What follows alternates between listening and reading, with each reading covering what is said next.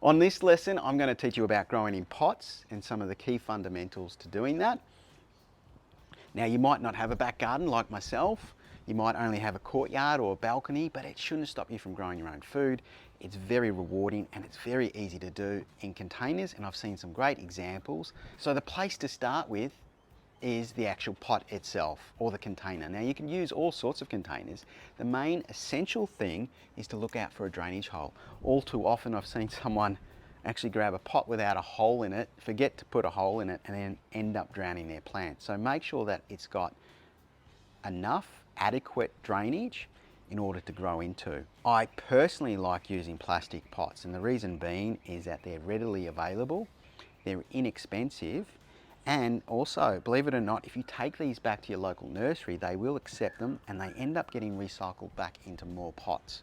The other thing to consider is the size of the pot. If the pot is too small, it's going to dry out really quickly, so you're going to need to water it more often, and it also acts as a dwarfing mechanism, so it limits the plant's growth. So ideally you want to choose a pot according to what it is that you're growing. In the case of most instances and most edibles, I tend to typically use a 33 centimetre pot. Things such as herbs, I could grow carrots in here, I could do spring onions, lettuce, chili, capsicum, do really well in this size pot. If I'm choosing something that requires a bit more space, something like a tomato, even potatoes, eggplant, I'm going to want to choose a slightly larger pot. If you choose a pot that is too big, however, it's going to require a lot more potting mix, and also it's going to be very heavy to move around. So it's really important to consider the size of the pot that you're using. The next thing is to actually figure out what you're going to put into it. You could use garden soil, however, garden soil typically will compact, and that compaction will limit the plant's growth. Hence why we have potting mix, and it's been designed that way. Potting mix is made up of several components, one of them being bark, and that bark stops the soil from compacting, allowing the plant to send out roots. The other component is peat moss or coir, and that's been incorporated to actually help retain moisture. In some cases, it's also had coal added to it, and that's purely for aesthetics, because we as consumers believe that potting mix needs to be black. And then finally, the most important component is the fertilizer, and that is the difference between a good quality potting mix and a poor quality potting mix is the fertilizer. So you're better off spending the money and getting a good quality potting mix, because it will make the difference. Ideally, when growing food, you want to choose an organic potting mix. So a premium potting mix has a slow release fertilizer in it, where in the case of an organic potting mix, it has a fertilizer that has derived from organic or animal byproducts. The thing to look out for though, however, when you purchase an organic potting mix is that it actually has organic certification. The nature of the term organic means that it's derived from carbon, and in some cases that has meant that many of the manufacturers can use the term organic even though it's not organically certified. So look out for the little certification on the packet itself. So you've chosen your pot, you've got the potting mix in there. The next thing is plant selection. Now, nearly all of the edibles that you can grow will do well in a pot.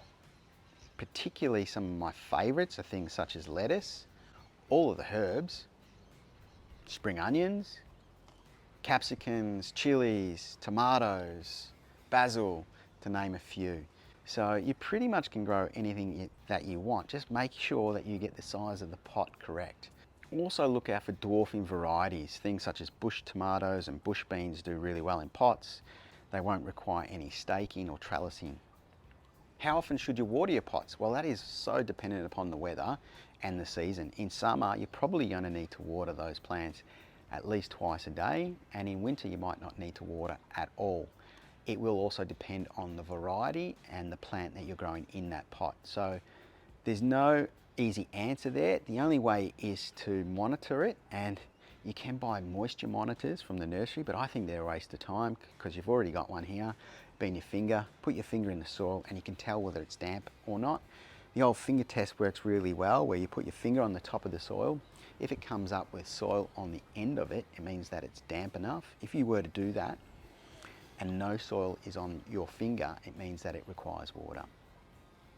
In terms of feeding, you shouldn't need to feed to begin with because the potting mix that you've purchased already has fertiliser in it.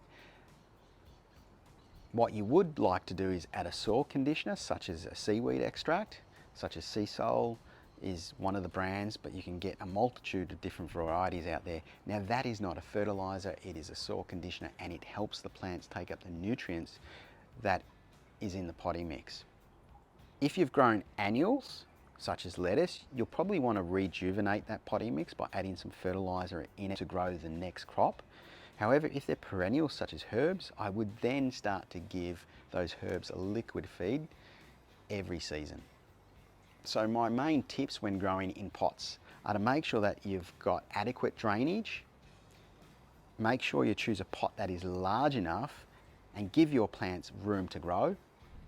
Spend the money and get a good quality potting mix to begin with, and have fun with it. Try different varieties in different size pots. One of the advantages of growing in pots is that if it starts to look a bit drab, you can move them away, replant into them. The other advantage is if you need to leave, if you're moving house, etc., you can take your plants with you. So that's a bonus.